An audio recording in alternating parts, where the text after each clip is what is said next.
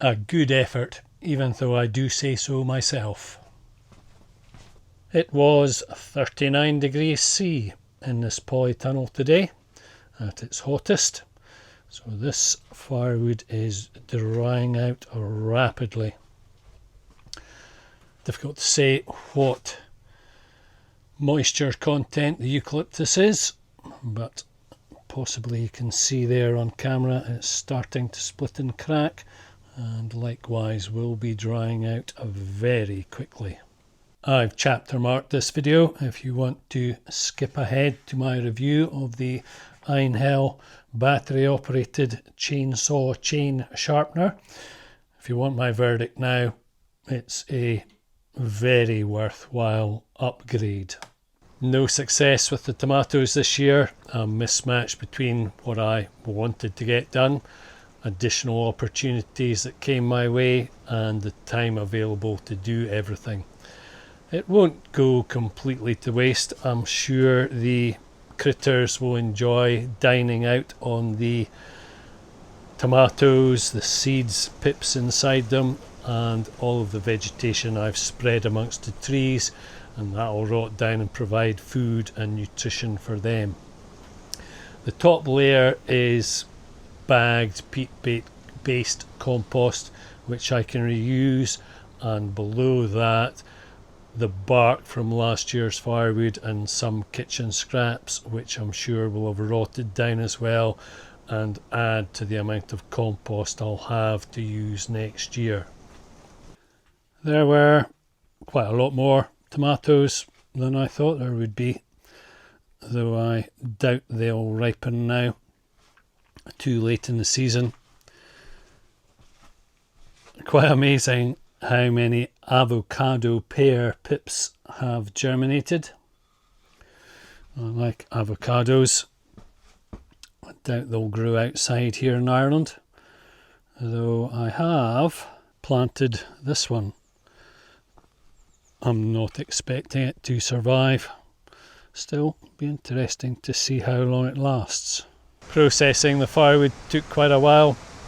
I enjoy using the chainsaw, swinging the axe, and I really needed the aerobic workouts from swinging the axe after spending a lot of time at the screen learning 3D modelling and printing. However, this type of fuel isn't the way forward. The way forward is solar panels, heat pumps and battery storage. Cutting up the larger logs, quite straightforward. Cutting up the smaller diameter eucalyptus brash and kindling was quite challenging, and I had a few variations on a theme before I eventually came up with a solution which worked. So using the loppers, pruners as they call them here in Ireland, to chop the very small kindling sticks, and the top handled DeWalt chainsaw was just perfect for cutting the up to 100mm 10cm eucalyptus coppice.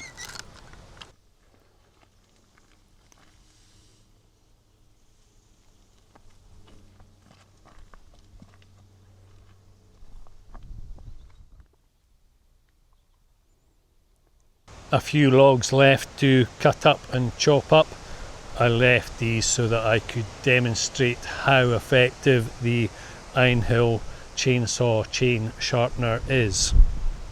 For the past year or so, I've been using the Dremel with the chainsaw sharpening attachment and some diamond bits that I bought, and I've had reasonable success with it.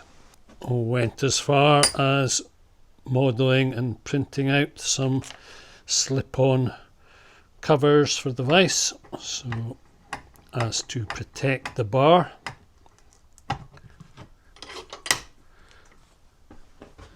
And as I say, I've been having reasonable success with it. However, I found last year and now this year that when sharpening the steel chains, I started to get the banana effect where the chainsaw starts to cut at a curve. And last year I just went over it again with the Dremel and managed to straighten things out. This year I did manage to improve it by going over it again, although after several attempts I still wasn't getting it bang on. And as I already have a few of the Einhell battery operated tools, this was quite a reasonably priced upgrade. If you had to buy a charger and a battery, then this, you'd be talking probably around 120 euro all in.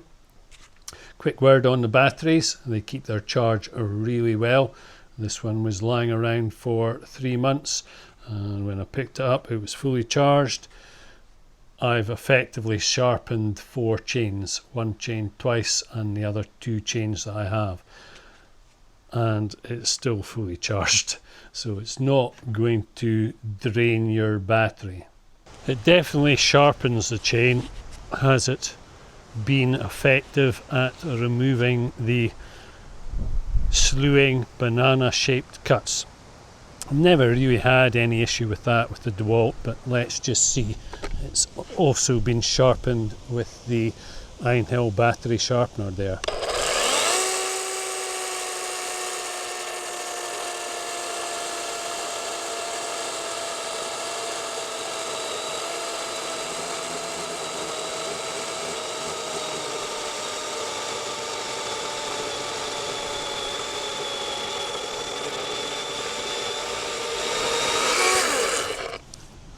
So I'll try to cut that as in one go as possible, and that's really flat.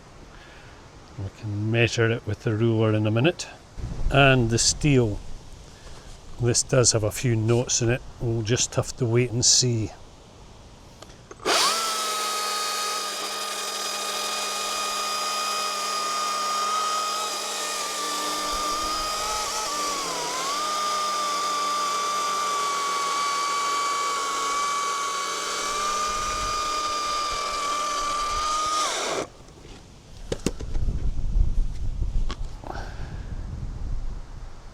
Looks flat. We'll measure it with the ruler as well. First the DeWalt. Hopefully I'm getting the right angle there so you can see any daylight. Well, bear in mind this is chainsaw, not cabinet making, but that's pretty flat all the way around. A little bit of a bump there where there's a knot or something, but generally speaking that's good. I'm happy enough with that. Didn't feel as though it was banana-ing. Okay, and now the steel.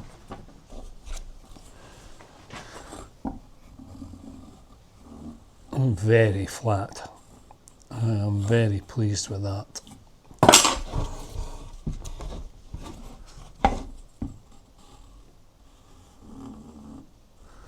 A little bit of a bow. Like I say, this isn't cabinet making. It's certainly within the tolerance that I find acceptable.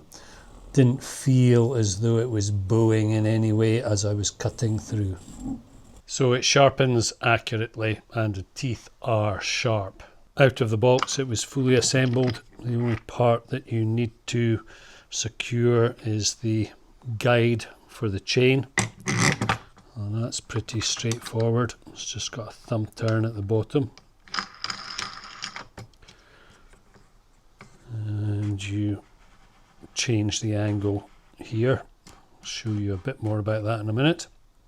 The only other thing that I had to do, it needs to be secured to a bench, either in your workshop or if you're a forester working out of a van, and that's where this with the battery system would be very advantageous to you because you could take it anywhere. So the only other thing that I did was to drill 2 9mm holes in the bench, and I had these 8mm coach bolts and thumb turns. So that's the only other thing that I needed to do in order to get it set up. I was actually very surprised at how quickly I did get it set up and get the chains sharpened. So that was pretty much that. So as I've said, this part sets the angle at which you cut into the tooth. Normally that's around 30 degrees, and you lock it into place by tightening the knob at the bottom. You set the depth of cut with that adjustment knob there. Switch it on and off with that switch there. Slot the battery in at the back. And this thumb turn here sets the amount that you grind off the tooth. Chain slips into the rail, and I did have to tighten up the nut here for the lever, but once you've done that, then that's it pretty much. You lock the tooth into place just by lock the chain into place just by turning the lever. So a little bit of faffing around there while I got it set up, and the light was on, so I'm not sure if you got all of that. Basically I just used a torch here so that I could make sure that I wasn't grinding it past the bottom of the gullet. So let's see how we get on.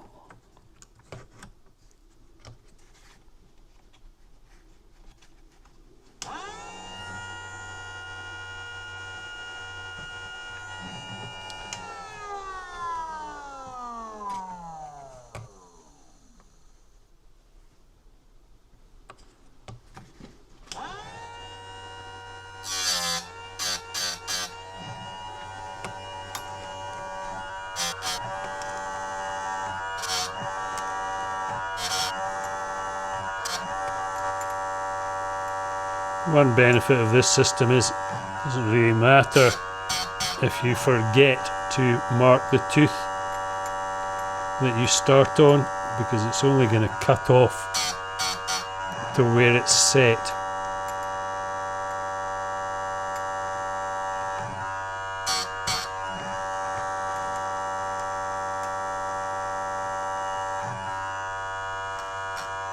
And both this and the steel chain have this gap, so I know that once I get around to that bit, then I've done them all. This chain is sharp, so I'm really just demonstrating.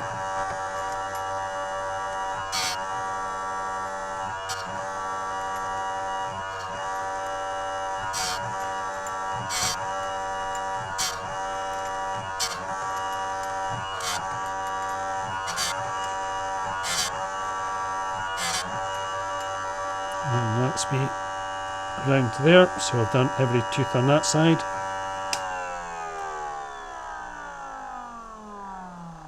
Switch it off and do the other teeth.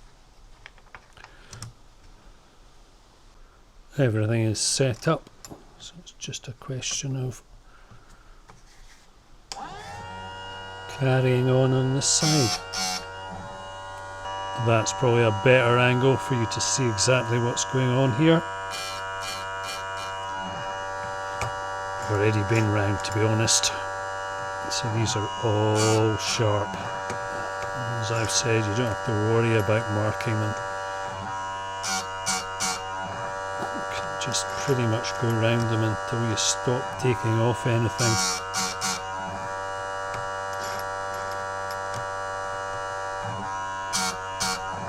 So easy, accurate, and you get sharp teeth.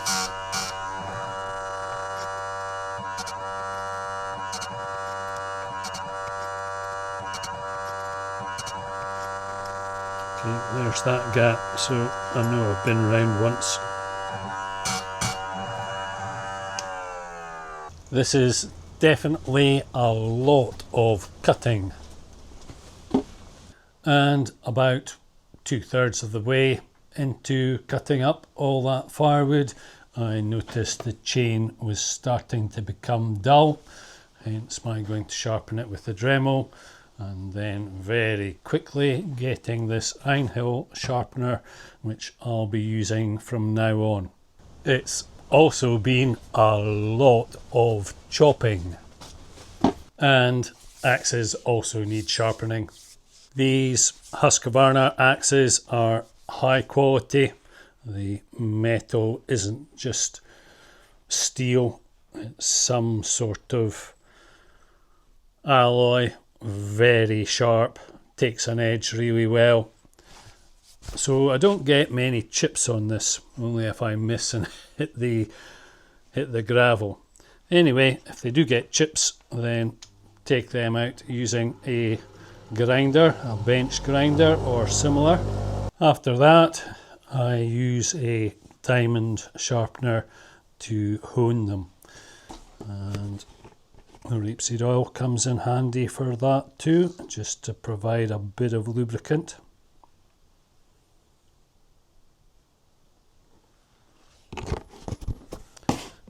This side is 400 gauge.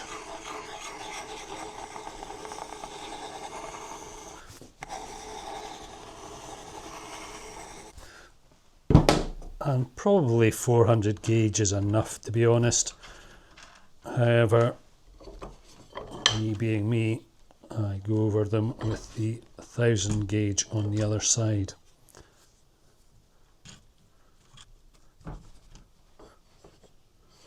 This woodworking vise has been very handy.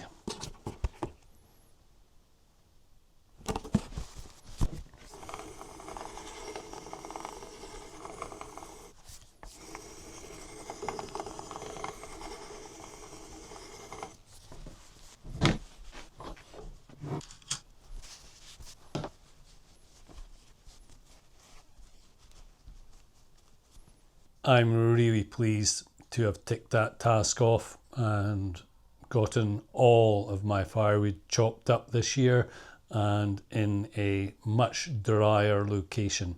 So I'm looking forward to having some properly dry firewood this year. Cutting up the firewood with this battery operated saw has been a very pleasurable experience. I like using the chainsaw. A battery operated chainsaw is just so much nicer to use. No more breathing in toxic, harmful chemicals from burnt hydrocarbons. But how do the figures stack up in terms of how much does it cost to run one of these in comparison with a petrol saw? Well, there's no comparison. These are much cheaper to operate. I've based my costs on my energy cost, 39 cents per kilowatt hour. And I've included in using the battery saw, using a rapeseed oil from Lidl, Aldi, any supermarket. Dunn's, I'm sure, are the same here in Ireland. And so on a per year, per winter fuel basis, just on fuel and bar oil, I'm saving around €25. I'd say it's taken me probably 2 weeks in total to cut up and chop up that firewood. If I was going at it every day, 9 till 5 or 8 till 4, then probably around a week's work is my estimation. So in terms of getting your money back, then it doesn't look good. However, if you, well, it looks good for the forester. Say the forester's working 20 weeks a year, and I'm talking about a specific forester here who does it on a part-time basis. It's his own forest which he's slowly thinning out. Then you're going to get your money back on one of these within a couple of years.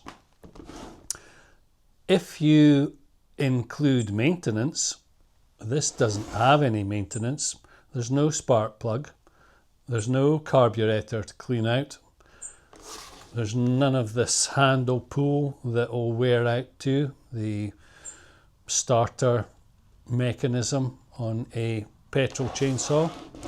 Then if you include maintenance, say €50 per year for your average Joe like me, using it for perhaps a week to cut up his own firewood, then say taking it into a shop to have that done, the spark plug replaced and the carburetor cleaned out and a quick check over, say €50. For the forester working 20 weeks a year, let's say 4 times that, then the payback times are significantly reduced. This is an expensive saw. It's a delight to use. It's very pleasant. There are other battery operated saws available, so costs would be, your payback time would be significantly different on them. But as I say, for me, and I know the forester is concerned in terms of health and life expectancy, and using a battery operated saw or battery operated equipment in general is definitely going to improve your health and longevity. Having said what I said earlier about the future of heating, which is going to be solar panels, heat pumps and battery storage, I really enjoy using my stove. It's a feature. It makes the cold winters seem just that bit more cozy. I'm actually really pleased with the installation that I did last year, though there are a couple of, a few tweaks that I want to make to improve things and tidy things up. So I'll get on with that now. Thanks for taking the time meantime.